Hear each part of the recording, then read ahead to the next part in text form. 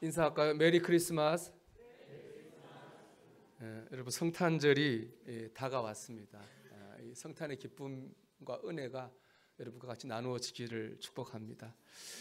저는 오늘 성탄절에 꼭 나눠야 될 말씀, 꼭 해야 할 일을 이 시간 하려고 합니다. 제가 오늘 새벽 5시에 잠이 깼습니다. 빨리 아침이 오길 기다렸습니다. 이거 하려고. 그건 뭐냐? 예수님이 이 땅에 오신 이유에 대해서 아는 겁니다. 그리고 예수님이 이 땅에 오신 그 뜻을 오늘 우리 안에 같이 이루는 겁니다. 아시다시피 예수님의 이름은 예수입니다. 그 예수의 이름 뜻은 21절에 나오죠. 아들 낳으니 이름을 예수라 하라. 이는 그가 자기 백성을 그들의 죄에서 구원할 자의 힘이라 하니라. 예수란 이름 뜻은 자기 백성을 죄에서 구원하는 자라는 뜻입니다. 즉 예수님은 우리를 죄에서 구원하시려고 왔습니다. 예수님이 오신 건 다른 이유가 아닙니다. 저와 여러분을 죄에서 구원하시려 오셨습니다. 제가 아주 오래전입니다. 거의 20년도 된 것 같습니다. 한 신문 기사를 보고 한참 동안 제가 생각에 빠진 적이 있습니다.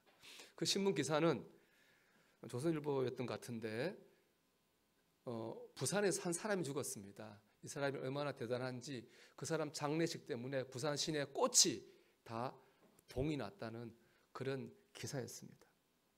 그 사람은 국회의원 5번 한 사람이고 부산의 유명한 신발공장 회장의 아들인데 그때 기준으로 한 1,000억 정도 되는 현금을 가지고 있었습니다. 기사 내용을 쭉 보면 이 사람은 국회의원 5번 했으니까 20년 한 거잖아요. 그리고 이제 공천을 못 받았어요. 6번째는 이제 은퇴했습니다. 그리고 아내한테 그동안 나 수발 듣느라 수고했으니까 이제 우리 둘이 재밌게 살아봅시다 라고 얘기했습니다. 그리고 머리끝부터 발끝까지 싹 건강검진을 받았습니다. 그때 나이가 60살이었어요. 그 건강검진에서는 아무 이상이 없었어요. 근데 몇 달 뒤에 임파선 암이 발견됐습니다. 그리고 그 다음에 61세에 이 사람이 죽었습니다. 이렇게 대단한 사람이니까 부산 시내 꽃이 떨어진 거예요. 제가 생각을 했습니다. 그 기사 보고 과연 이 사람은 죽고 싶었을까? 국회의원 20년 한 권력에 1,000억의 현금에 그 나이에 과연 죽고 싶었을까? 어땠을까요? 죽고 싶었을까요, 여러분? 절대로 죽고 싶지 않았을 겁니다. 자기가 가진 권력과 재력으로 그 죽음을 막아보려고 아마 온 힘을 다 했을 것입니다. 그런데 그 사람은 결국에 죽었습니다. 히브리서 9장 27절은 말씀합니다. 한 번 죽는 것은 사람에게 정해진 것이요 그 후에는 심판이 있으리니. 여러분 죽는 것은 우리 모두에게 정해진 것입니다. 내가 어떻게 할 수 있는 것이 아닙니다. 하나님이 살라 하시면 살고 죽어라 하시면 정해진 그때에 죽어야 되는 겁니다. 정해진 거죠. 그런데 이 말씀을 다시 보면 죽음만 정해진 것은 아닙니다. 그 뒤에 뭐가 있나요? 심판도 있습니다. 심판도 그 정해졌다는 동사에 걸리는 거죠. 심판도 정해져 있는 겁니다. 내가 죽기 싫어서 발버둥 쳐도 죽는 것처럼 내가 심판을 믿든지 안 믿든지 상관이 없어요. 이미 정해진 것입니다. 우리는 때가 되면 죽고 때가 있는 하나님의 심판대 앞에 서게 될 겁니다. 죄가 있는 사람은 지옥으로 갈 것이고 죄가 없는 사람은 천국으로 가겠죠. 여러분 어떻습니까? 오늘 여러분 하나님의 심판대 앞에 선다면 여러분 천국과 지옥 중에서 어디로 갈 거라고 생각하십니까? 여러분은 죄인인가요? 아닌가요? 라는 질문이겠죠. 근데 성경은 모든 사람이 다 죄인이라고 말씀합니다. 근데 이거 성경만 죄인이라고 하는 게 아니에요. 제가 이제 공부하다 보니까 불교도 유교도 다 우리가 아는 종교들은 다 인간을 죄인이라고 그래요. 불교는 사람에게 5욕과 7정이 있다고 그래요. 5욕은 5가지 욕심, 우리가 말하는 뭐 명예욕 이런 욕심이에요. 7정은 감정이에요. 희로애락 같은. 이 5욕과 7정이 죄죠. 이 죄가 얽혀서 인간에게 108번뇌를 만들어낸다고 그렇게 얘기해요. 고통받는 거죠. 유교는 사람이 성악설 주장하죠. 태어날 때부터 사람이 악하게 태어났다 이렇게 말해요. 모든 종교의 출발점은 죄예요. 모든 종교의 종착점은 뭐냐? 그 죄의 해결책이에요. 불교가 제시하는 죄 해결책은 수행이죠. 수행을 통해서 오욕과 칠정에서 벗어나면 번뇌에서도 벗어나서 해탈에 이르게 된다 이렇게 말하죠. 유교에서 말하는 죄 해결책은 교육입니다. 인이 예지를 가르쳐서 군자가 되면 죄에 휘둘리지 않는 삶을 살 수 있다 그렇게 말하죠. 유교와 불교의 가르침은 다른 것 같지만 사실은 한 맥락이라고 저는 생각해요. 뭐냐? 다 인간의 노력이죠. 내가 수행하고 내가 배워서 내가 죄를 이길 수 있는 거니까 한 맥락 인간의 노력으로 할 수 있다는 겁니다. 그런데 문제가 있죠. 우리가 수행하고 공부하면 착해집니다. 선해지는 건 분명합니다. 그러나 죄를 덜 지을 수는 있겠지만 영 안 지을 수는 없죠. 또 더 큰 문제는 그동안 지은 죄는 어떻게 할 겁니까? 할 수 있는 방법이 없잖아요. 그래서 불교의 아주 요즘 현대에서 제일 위대한 스승이죠. 성철 스님의 승책을 제가 예전에 봤는데 그분이 노년에 자서전 노년에 주위 사람들에게 이랬다고 그래요. 내 죄가 수미산보다 높다 그렇게 말했다고 그래요. 오랫동안 수행의 끝은 뭐죠? 내가 죄인이라고 하는 것을 깨닫게 된 거죠. 이건 동서양의 똑같은 것 같아요. 로마서 7장에 보면은 그 위대한 사도 바울이 이렇게 말해요. 나는 참 선하게 살고 싶은데 내 안에 있는 또 다른 내가 있어서 나를 죄짓게 합니다. 오라 나는 공고한 사람이로다. 이 사망의 몸에서 누가 나를 끌어내 이렇게 절규합니다. 이것 보면 수행을 많이 하고 공부를 많이 한 위대한 위인들을 나 죄인이라고 그래요. 그런데 그렇게 살지도 못한 사람이 오히려 나 죄인 아니라고 끝까지 우깁니다. 사실은 더 큰 죄인이죠. 세상에는 두 종류의 사람만 있어요. 내가 죄인인 줄 아는 죄인이 있고 내가 죄인인 줄 모르고 사는 죄인이 있을 뿐입니다. 그 죄 때문에 심판을 받고 지옥에 가게 될 겁니다. 정해진 길이니까요. 그래서 전도서는 이렇게 말해요. 해 아래에 있는 건 다 헛되다 그래요. 전도서 1장 2절이죠. 헛되며 헛되고 헛되니 또한 모든 것이 헛되도다. 그렇죠. 이 땅에서 뭐 부귀와 영화와 권세를 가졌다 한들 죽으면 놓고 가고 그 뒤에 지옥에 가는데 지난날 잠깐 누렸던 부귀 영화가 무슨 의미가 있겠습니까? 헛되고 헛될 수밖에 없는 겁니다. 결국 인간의 가장 큰 문제는 무엇입니까? 때가 되면 맞닥뜨리게 될 죄의 심판입니다. 죄의 문제야말로 우리 인간이 해결해야 될, 모두가 해결해야 될 가장 중요한 문제입니다. 그래서 예수님이 뭐 때문에 오셨다고요? 우리를 그 죄에서 구원하러 오신 겁니다. 우리를 죄에서, 심판에서, 지옥에서 우리를 구원하러 오셨어요. 제가 여기 서 있는 이유도 저는 그것이라고 생각합니다. 목사가 해야 될 일이 여러 가지가 있겠죠. 그중에 그 모든 걸 빼고 하나만 하라고 한다면 저는 당연히 여러분을 천국으로 인도하는 것이 제가 해야 될 가장 중요한 사명이라고 생각합니다. 여러분 한 사람도 지옥 가지 않고 천국 가게 하는 것이 저는 제 임무라고 믿습니다. 그러면 예수님 어떤 방법으로 우리를 구원하셨을까요? 죄에서 따라해 봅시다. 대속. 예수님이 구원하는 방법은 대속입니다. 대속은 글자 그대로 대신해 준다는 거죠. 대신 벌을 받아주는 거예요. 대신 맞아주시는 거예요. 우리 대신 저주받아 주시는 거예요. 우리 대신 그 죄를 지고 죽어 주시는 거죠. 우리 대신 벌 받아 주심으로 우리를 살리신 거예요. 제가 여러 번 얘기했지만 참 저는 이거 은혜가 됩니다. 한 임금님이 옛날에 있었습니다. 이 임금님은 사랑이 많아요. 나라 백성 한 사람 한 사람을 자기 가족처럼 사랑해요. 그 백성들이 다 좋아했어요. 또 임금님 아주 공명정대해요. 잘한 사람에게는 상 주고 못한 사람에게 벌 주는 일이 자기 친하다고 안 해주고 그런 거 아주 공명정대하게 처리했어요. 모든 나라 사람 임금 좋아했어요. 근데 문제가 생기죠. 임금이 하나밖에 없는 아들이 큰 죄를 졌어요. 나라의 여론이 둘러갈라졌어요. 사랑파. 우리 임금님은 얼마나 사랑이 많아? 우리도 사랑하는데 하나밖에 아들 사랑하시겠지. 용서하실 거야. 라는 사람이 있는가 하면 정의파도 있어요. 무슨 말이야? 우리 예수님은 우리 왕은 얼마나 정의로운데 아무리 높은 사람이라도 잘못하면 벌 주시는 분이야. 벌 주실 거야. 나라 여론이 갈라졌습니다. 재판날이 됐거든요. 왕이 말합니다. 아들을 향해서 법대로 합니다. 곤장 40대. 정의파 백성들이 와 하고 환호했죠. 아들을 이제는 곤장 때 누웠고 40대 뭐 맞으면 죽을지 살지 모르는 상황이죠. 그 때리는 순간에 왕이 말하죠. 잠깐!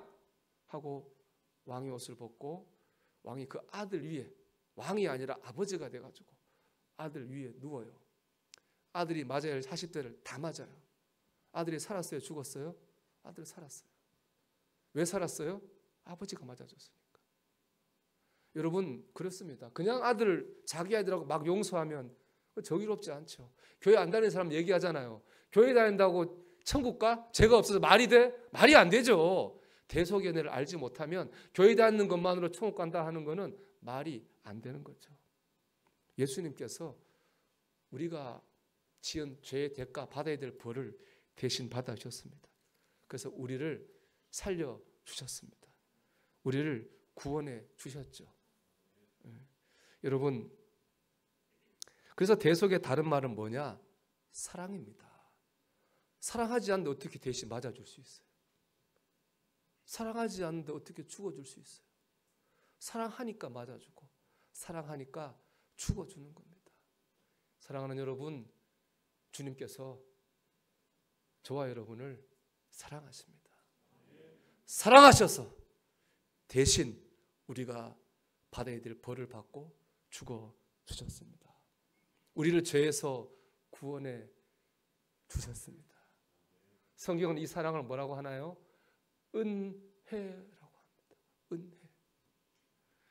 우리가 이 시간 우리 각자에게 중요한 것은 무엇이냐? 이 은혜를 내가 믿는 거예요.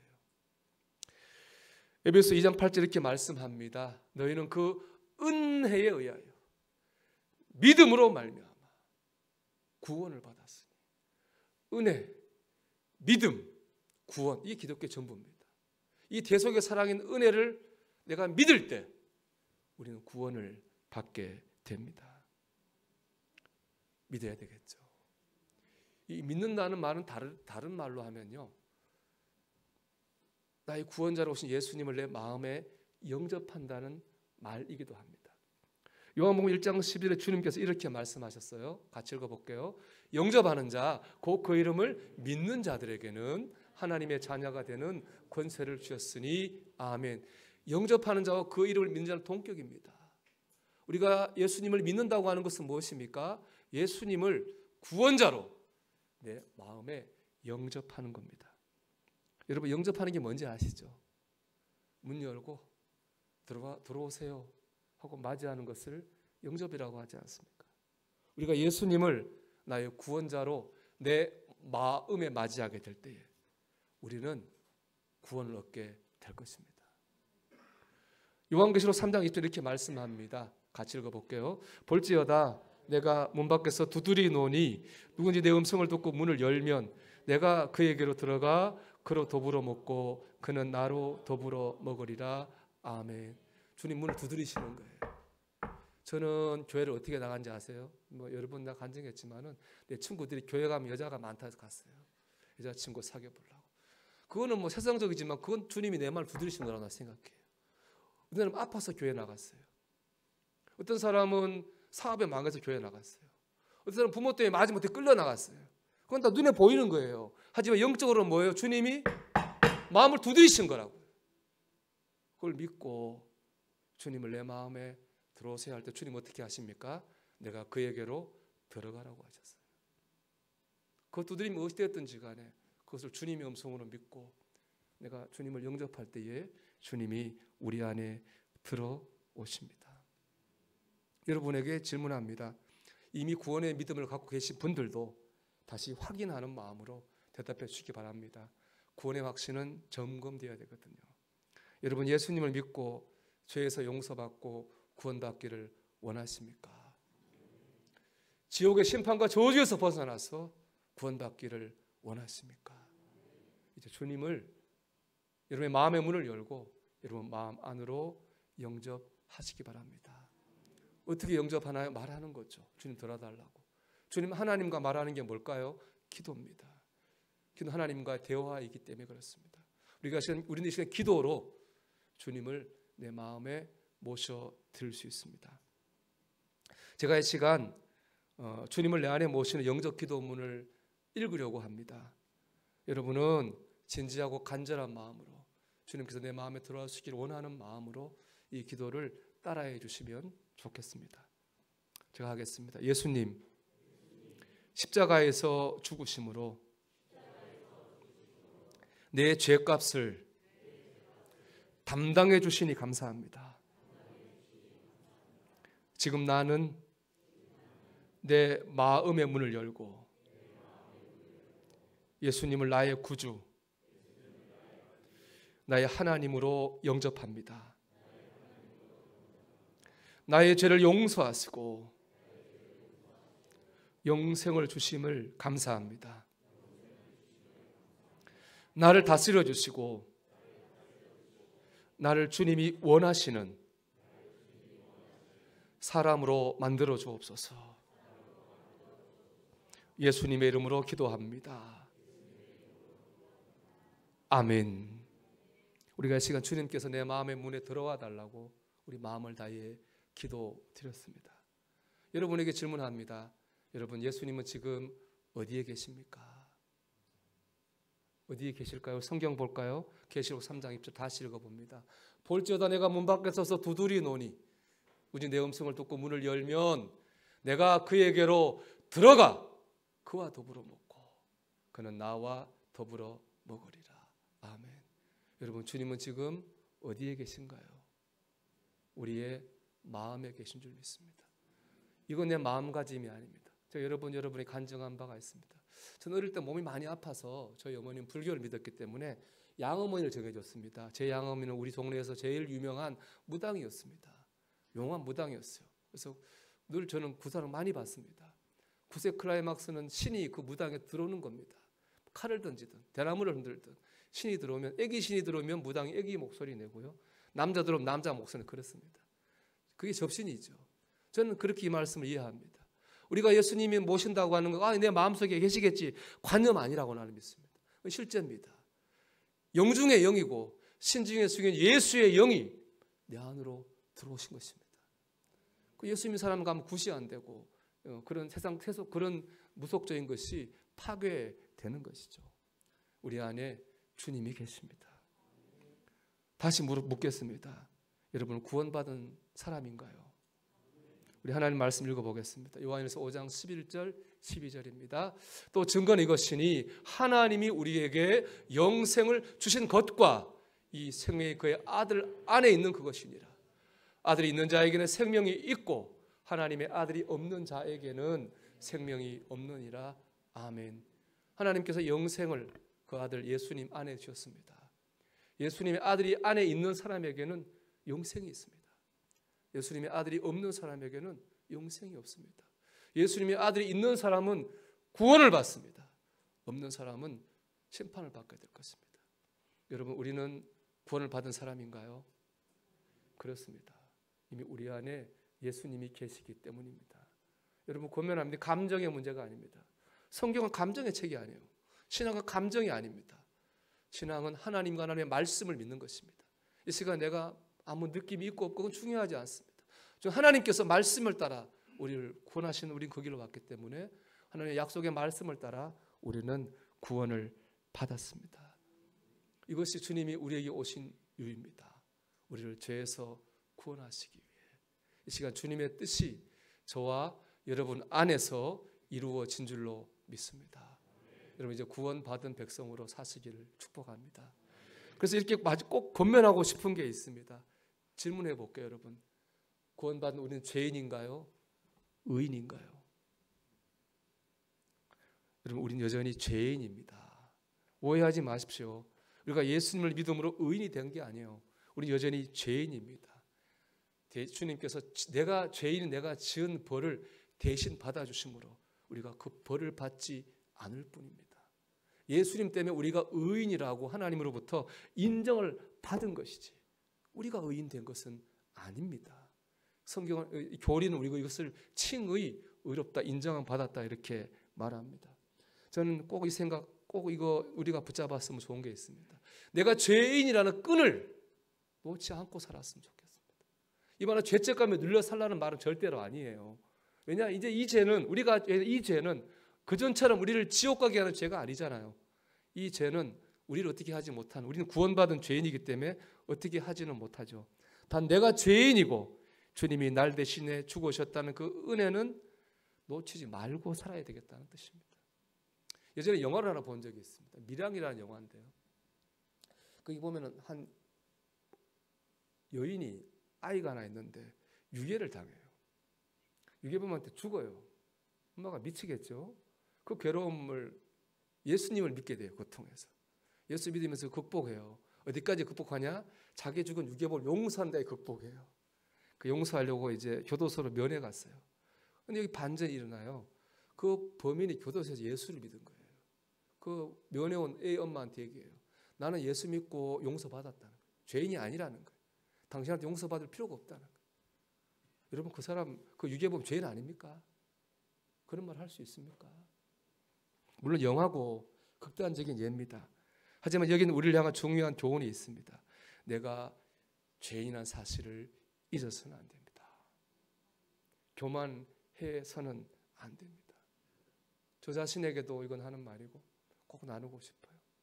내가 마치 구원받을 자격이 있어서 구원받은 것처럼 착각해서는 안 됩니다. 나는 괜찮은 사람이야. 착각입니다. 나는 죄인입니다. 오늘도 예수님 아니면 죽을 죄인입니다. 우리는 죄인입니다. 주님 때문에 사는 거예요. 그럼 우리의 고백은 뭐여야 되겠어요? 나 같은 죄인 살리신 주 은혜 놀라워. 나 같은 죄인 살리신 주 은혜 고마워. 이것뿐이어야 돼요. 여기에 우리의 의가 끼어들 게 있나요? 여기 내 자랑이 끼어들 틈이 있나요? 내가 주님을 위해 뭘 했고 교회를 위해 뭐 했고 내가 목사고 무슨 소용이 있나요? 여기에 우리의 고백은 오직 나 같은 죄인 살리신 주님의 은혜 감사합니다 밖에 없을 것입니다. 그리고 이런 마음으로 살 때 우리는 더 큰 은혜 가운데 살 수 있다고 저는 믿습니다. 이 말세를 향한 우리의 지침서 주님 있잖아요. 항상 기뻐하라. 쉬지 말고 기도하라. 범사에 감사하라. 이는 너희를 향한 하나님 아버지의 뜻이니라. 항상 기뻐하며 살 수 있나요? 여러분, 범사에 감사할 수 있나요? 어렵죠. 현실이 안 그런데. 그런데 할 수 있는 거 하나 있어요. 뭐죠? 나 같은 죄인 위에 죽으시고 나를 구원하신 거 생각하면 감사할 수 있어요. 그거는 기뻐할 수 있어요. 우리 찬양 가치는 똑같은 것 같아요. 사람을 보고 세상 볼 때는 만족함이 없어요. 거기는 항상 기뻐하기는 그냥 자주 기뻐하기도 어렵죠. 감사하기 어렵죠. 그러나 나를 이 죄의 저주에서 구원하신 주님을 생각하면 그때는 기뻐할 수 있어요. 그때는 감사할 수 있어요. 그래서 우리는 은혜로 살아야 돼요. 구원하신 은혜로, 십자가의 은혜로, 예수님의 은혜로 살 때 우리는 기뻐하고 감사하고 믿음으로 승리할 수 있습니다. 사랑하는 여러분, 우리의 남은 삶이 얼마일지는 하나님만 아시죠. 그러나 그 남은 삶을 나를 구원하신 이 은혜 안에 살아갈 수 있는 저와 여러분이 되기를, 그렇게 살다가 천국에서 꼭 만나는 저와 여러분이 되기를 주님의 이름으로 축원합니다.